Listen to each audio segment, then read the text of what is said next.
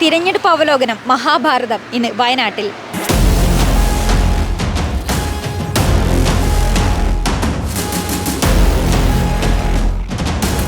കരിന്തണ്ടൻ വഴികാട്ടിയ ചുരം കയറി ഇറങ്ങി ആര് പാർലമെന്റിലെത്തുമെന്ന് ഉറ്റുനോക്കുകയാണ് ദേശീയ രാഷ്ട്രീയം. ഇത്തവണത്തെ വയനാടൻ പോരിന് ചൂടൽപ്പം കൂടും.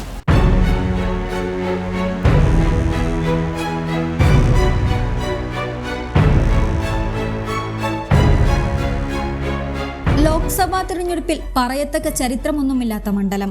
2009 വയനാട് ലോക്സഭാ മണ്ഡലം നിലവിൽ വന്നത്. രൂപീകൃതമായതു മുതൽ ഇന്ത്യൻ നാഷണൽ കോൺഗ്രസിനൊപ്പം നിലയുറപ്പിക്കുന്ന ചരിത്രമാണ് വയനാടിന്. 2019 ലോക്സഭാ തിരഞ്ഞെടുപ്പിൽ ഉത്തർപ്രദേശിൽ നിന്നും രാഹുൽ ഗാന്ധി മലകളും താഴ്വരകളും കടന്ന് വയനാട് ചുരം കയറിയപ്പോഴാണ് മണ്ഡലം ദേശീയ ശ്രദ്ധ ആകർഷിച്ചത്. വയനാട്, കോഴിക്കോട്, മലപ്പുറം എന്നീ ജില്ലകളിലായി വ്യാപിച്ചു കിടക്കുന്ന ലോക്സഭാ സീറ്റാണ് വയനാട്. മാനന്തവാടി, സുൽത്താൻ ബത്തേരി, കൽപ്പറ്റ, തിരുവമ്പാടി, ഏറനാട്, നിലമ്പൂർ, വണ്ടൂർ നിയമസഭാ മണ്ഡലങ്ങൾ ചേരുന്നതാണ് വയനാട് ലോക്സഭാ സീറ്റ്. 7-5 UDFന് വലിയ സ്വാധീനമുള്ള മണ്ഡലങ്ങളാണ്. 2 മണ്ഡലങ്ങളിൽ മാത്രമാണ് കഴിഞ്ഞ നിയമസഭാ തിരഞ്ഞെടുപ്പിൽ ഇടത് സ്ഥാനാർത്ഥികൾ വിജയിച്ചത്.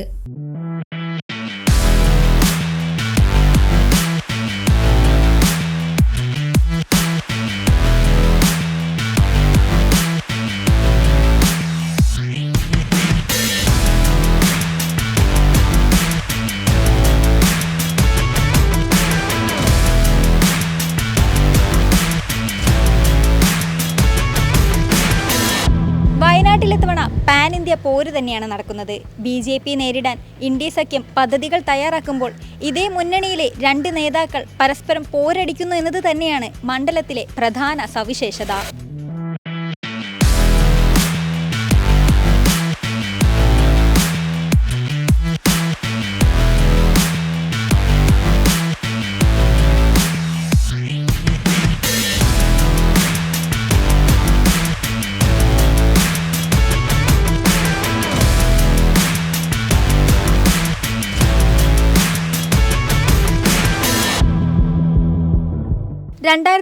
ൽ സേഫ് സോൺ അന്വേഷിച്ച് വയനാട്ടിലെത്തിയ രാഹുൽ ഗാന്ധി തന്നെയാണ് ഇത്തവണയും കോൺഗ്രസ് സ്ഥാനാർത്ഥി.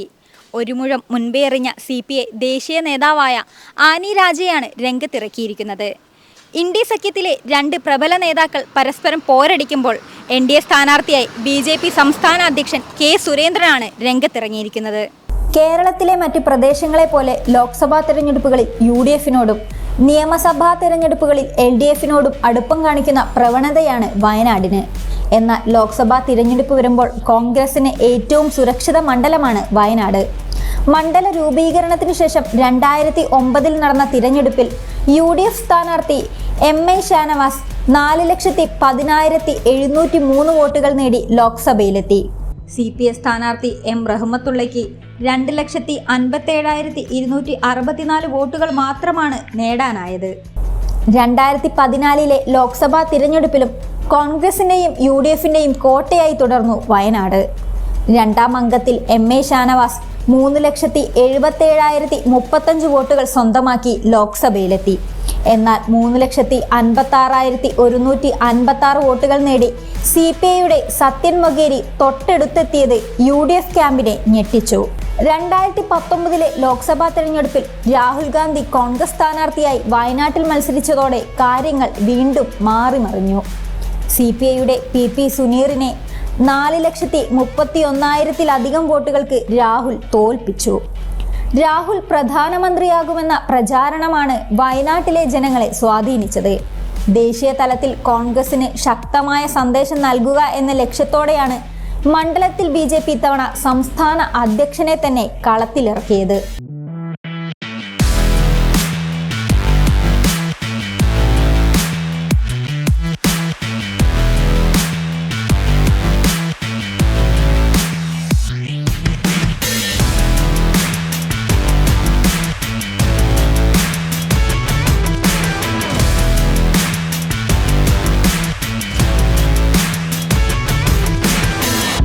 വയനാട്ടിൽ ഇക്കുറി ആദ്യം മത്സര രംഗത്ത് സജീവമായത് CPI നേതാവ് ആനി രാജയാണ്. ഇന്ത്യ സഖ്യത്തിന്റെ സീറ്റ് വിഭജന ചർച്ചകൾ കൊഴുക്കുമ്പോഴാണ് വയനാട് പിടിക്കാനായി LDF അപ്രതീക്ഷിതമായി ആനി രാജയെ ഇറക്കുന്നത്. കണ്ണൂർ ഇരിട്ടി സ്വദേശിനിയായ ആനി രാജ CPIയുടെ ദേശീയ ജനറൽ സെക്രട്ടറി D രാജയുടെ പത്നി കൂടിയാണ്. വിദ്യാർത്ഥി പ്രസ്ഥാനമായ AISFലൂടെ രാഷ്ട്രീയത്തിലേക്ക് ചുവടുവെച്ച ആനി രാജ നിലവിൽ CPIയുടെ മഹിളാ വിഭാഗമായ national federation of Indian woman എന്ന സംഘടനയുടെ ദേശീയ ജനറൽ സെക്രട്ടറിയാണ്. ഞങ്ങൾ ഇടതുപക്ഷത്തിന്റെ രാഷ്ട്രീയം പറഞ്ഞുകൊണ്ടാണ് പോകുന്നത്. ആ രാഷ്ട്രീയം എന്ന് പറഞ്ഞാൽ ഈ രാജ്യത്തിൻ്റെ മതേതരത്വവും ഈ രാജ്യത്തിൻ്റെ ജനാധിപത്യവും ഈ രാജ്യത്തിൻ്റെ ഭരണഘടനയും ഒക്കെ തന്നെ അത് കുഴിച്ചു മൂടിക്കൊണ്ട് ഇവിടെ ഒരു ഏകാധിപത്യത്തിലേക്കും ഈ രാജ്യത്തൊരു മതാടിസ്ഥാന രാഷ്ട്രമാക്കുന്നതിനും വേണ്ടി പോയിക്കൊണ്ടിരിക്കുന്ന ഫാസിസ്റ്റ് ഭരണകൂടമുണ്ട്. ആ ഫാസിസ്റ്റിൻ്റെതായിട്ടുള്ള പോരാട്ടമാണ് ഞങ്ങൾ. അല്ല, അത് രാഹുൽ, ആ മറുപടി രാഹുലാണ് പറയേണ്ടത്. രാഹുലല്ലേ അവിടെ നിന്ന് അങ്ങനെ വന്നത്. അതുകൊണ്ട് ആ ചോദ്യം രാഹുലിനോട് ചോദിക്കേണ്ടതാണ്. ഇന്ത്യ സഖ്യത്തിലെ രണ്ട് പ്രധാന മുന്നണികളാണ് ഇവർ പരസ്പരം ഏറ്റുമുട്ടുന്നത്. അപ്പോൾ അത് BJP ഒരു പ്രധാന വിമർശനമായിട്ട് ഉന്നയിക്കുന്നു. അല്ല, BJPയുടെ ഈ രാജ്യം ഭരിക്കുന്ന പ്രധാനമന്ത്രി, BJPയുടെ നേതാവ് നരേന്ദ്രമോദി സ്വതന്ത്ര ഭാരതം കണ്ടതിൽ ഏറ്റവും വലിയ തീവെട്ടിക്കൊള്ള നടത്തിയ പ്രധാനമന്ത്രിയാണ് എന്ന് ഇന്ന് ലോകം തന്നെ തിരിച്ചറിഞ്ഞിരിക്കുകയാണ്. ആ സമയത്തിൽ ജനത്തിനോട് പറയാനൊന്നുമില്ല. അപ്പോൾ അതെല്ലാം മറയ്ക്കുന്നതിന് വേണ്ടി ഇത്തരം വിഷയങ്ങളാണ് സംസാരിക്കുന്നത്. അങ്ങനെ ഒരു ആയുധം BJPക്ക് കൊടുത്തതിൻ്റെ പൂർണ്ണ ഉത്തരവാദിത്വം കോൺഗ്രസിനും അതിൻ്റെ വലിയ പങ്ക് ശ്രീ രാഹുൽ ഗാന്ധി. അമേഠിയിൽ എന്ത് സംഭവിച്ചോ അത് ആവർത്തിക്കാൻ പാടില്ല എന്നൊന്നുമില്ലല്ലോ. അവിടെ മാത്രമേ അതാവുള്ളൂ ഒന്നുമില്ലല്ലോ.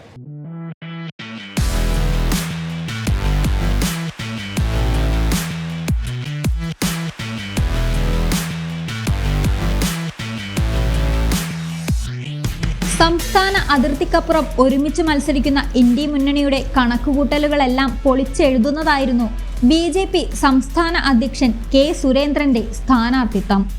ഇരു മുന്നണികളുടെയും ദോസ്തി പൊളിച്ച് മണ്ഡലത്തിൽ താമര വിരിയിക്കാമെന്ന ആത്മവിശ്വാസത്തിലാണ് സുരേന്ദ്രൻ. LDFും UDFും ദേശീയ നേതാക്കളെ ഇറക്കുമ്പോൾ സംസ്ഥാനത്തെ പ്രബലനായ നേതാവിനെ തന്നെ ചുമതലപ്പെടുത്തി ത്രികോണ മത്സരം ഉറപ്പിച്ചിരിക്കുകയാണ് BJP. അല്ല, IND മുന്നണിയുടെ പരിഹാസ്യമായ മത്സരം ഇവിടെ വോട്ടർമാർ ചർച്ച ചെയ്യാണ്. അതായത് ഇന്നേ വരെ നമ്മൾ കേട്ടിട്ടില്ല. IND മുന്നണിയിലെ സ്ഥാനാർത്ഥി തന്നെ പറയുകയാണ്, നമ്മൾ സുഹൃത്തുക്കളാണ്, വെറുതെ നമ്മൾ തമ്മിൽ മത്സരിക്കേണ്ട ആവശ്യമില്ല. മാത്രമല്ല, CPI സ്ഥാനാർത്ഥിയുടെ ഭർത്താവ് തന്നെ പറയുന്നു രാഹുൽ ഗാന്ധിയാണ് പ്രധാനമന്ത്രിയാവേണ്ടത്. അപ്പോൾ രാഹുൽ ഗാന്ധിയെ പ്രധാനമന്ത്രിയാക്കാനാണെങ്കിൽ പിന്നെ ഇവിടെ എന്തിനാണ് പരസ്പരം മത്സരിക്കുന്നത്? അപ്പോൾ ഇതൊക്കെ ഒരു തരത്തിലുള്ള തട്ടിപ്പാണെന്ന് ജനങ്ങൾക്ക് ബോധ്യമായിട്ടുണ്ട്. ഇവിടെ തൊട്ടടുത്ത് തമിഴ്നാടും തൊട്ടടുത്ത് കർണാടകയുമാണ്. ഈ രണ്ട് സ്ഥലങ്ങളിലും പിന്നെ IND മുന്നണിയിലെ എല്ലാ കക്ഷികളും ഒരുമിച്ചാണ്. അപ്പോൾ അതുകൊണ്ട് ഇത് ജനങ്ങളെല്ലാം മനസ്സിലാക്കുന്നുണ്ട്. ഇവർ രണ്ടുപേരും ഒരേ ആശയക്കാരാണ്, ഒരേ ചിന്താഗതിക്കാരാണ്. മോദിയെ തോൽപ്പിക്കുക എന്നുള്ള ലക്ഷ്യത്തോടു കൂടിയിട്ടാണ് അവർ പ്രവർത്തിക്കുന്നത്. പക്ഷേ വോട്ടർമാർ ഇത്തവണ നരേന്ദ്രമോദിയോടൊപ്പമാണ്. LDFും UDFും വല്ലാത്തൊരു പ്രതിസന്ധിയെ നേരിട്ടുകൊണ്ടിരിക്കുക. ഇന്ത്യയിൽ കഴിഞ്ഞ തവണ ഒരു പ്രചാരണം അവർക്ക് നടത്താൻ കഴിഞ്ഞു. പ്രത്യേകിച്ച് കേരളത്തിൽ രാഹുൽ ഗാന്ധി പ്രധാനമന്ത്രിയാവും എന്നൊക്കെയുള്ള മാധ്യമങ്ങളുടെ പിന്തുണയോടുകൂടിയുള്ള ഒരു പ്രചാരണം നടന്നു. പക്ഷെ ഇത്തവണ ആരും അത് വിശ്വസിക്കുന്നില്ല. ഈ നാട്ടിലെ വോട്ടർമാർക്കെല്ലാം അറിയാം, അവർക്ക് 40 കിട്ടുമോ എന്ന സംശയത്തിലാണ്. മോദി 400 കടക്കുമോ എന്നുള്ള ചോദ്യമാണ് എല്ലാവരും ചോദിക്കുന്നത്. കോൺഗ്രസിനും ഇന്ത്യ മുന്നണിക്കും 40+ എത്താൻ കഴിയുമോ എന്നുള്ള ചോദ്യമാണ്. അതുകൊണ്ട് ജനങ്ങൾ വളരെ ക്ലിയർ ആയിട്ടും ഇത്തവണ മനസ്സിലാക്കിയിട്ടുണ്ട്. ത്രികോണ മത്സരമാണെന്ന് പറയുമ്പോഴും ഇവിടെ NDAയും ഇന്ത്യ സഖ്യമാണ് പോരാടുന്നത്. അപ്പോൾ എങ്ങനെയാണ് അതിനെ നോക്കുന്നത്? അത് IND മുന്നണിയും NDAയും തമ്മിലാണ്, ധർമ്മവും അധർമ്മവും തമ്മിലാണ്. മോദിയുടെ നേതൃത്വത്തിലുള്ള ധാർമ്മിക ശക്തികളും രാഹുലിൻ്റെ നേതൃത്വത്തിലുള്ള അധാർമിക ശക്തികൾ, അർബൻ നക്സലുകൾ, PFI, ജമാഅത്തെ ഇസ്ലാമി, മുസ്ലിം ലീഗ്, ISIS ഗ്രൂപ്പ്, തുക്കടെ ഗാങ്, പിന്നെ ആസാദി മോംഗെ ഗാങ്, ഇങ്ങനെയൊക്കെയുള്ള ആൾക്കാരുടെ ഒരു കൂട്ടായ്മയാണ് രാഹുൽ ഗാന്ധിയുടേത്. മോദി ഈ രാജ്യത്തെ എല്ലാ സജ്ജനങ്ങളുടെയും എല്ലാ സാമാജികമായിട്ടുള്ള നാട്ടിലെ ജനങ്ങളുടെ എല്ലാം പിന്തുണയോടുകൂടി രാജ്യം രക്ഷപ്പെടണം, വികസനത്തിലെത്തണം, മതമൈത്രി ഉണ്ടാവണം, എല്ലാവരും ഒരുമിച്ച് നിൽക്കണം, വികസനവും പുരോഗതി ഉണ്ടാവണം, അങ്ങനെയൊക്കെ ചിന്തിക്കുന്ന ഒരു ശക്തികളുടെ, ധാർമ്മിക ശക്തികളുടെ പിന്തുണയോടെ മോദിയും രാജ്യം നശിച്ചു കാണണമെന്ന് ആഗ്രഹിക്കുന്നവരുടെ പിന്തുണയോടുകൂടി രാഹുൽ ഗാന്ധി മത്സരിക്കുന്നത്. ജനങ്ങൾ രാഹുൽ ഗാന്ധിക്ക് വോട്ട് കൊടുക്കില്ല, ഇത്തവണ മോദിക്കാണ് വോട്ട് കൊടുക്കുന്നത്.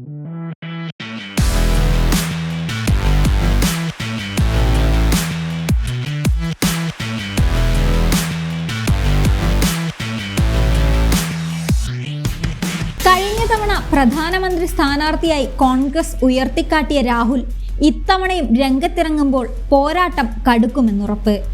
UP-യിലെ അമേഠി വിട്ട് രാഹുൽ വയനാട്ടിലെത്തിയത് സേഫ് സോൺ നോക്കിയിട്ടാണെന്ന വിമർശനത്തിനിടെയാണ് UDF-ന്റെ പ്രചാരണം. ഒരു MP വല്ലപ്പോഴും സ്വന്തം മണ്ഡലം സന്ദർശിക്കുന്നത് വൻ ആഘോഷമാകുന്ന അപൂർവ കാഴ്ചയാണ് കഴിഞ്ഞ 5 വർഷം വയനാട്ടിൽ കണ്ടത്. ദേശീയ വിഷയങ്ങളിൽ മാത്രം പ്രസ്താവനകൾ നടത്തുന്ന രാഹുൽ സ്വന്തം മണ്ഡലത്തിലെ അടിസ്ഥാന പ്രശ്നങ്ങൾ പാടെ അവഗണിക്കുന്നുവെന്ന ആക്ഷേപം ശക്തമാണ്. VIP MP എന്ന പ്രയോഗം വിമർശനം എന്ന നിലയിൽ രാഹുലിനെതിരെ എതിരാളികൾ ആയുധമാക്കുന്നുണ്ട്.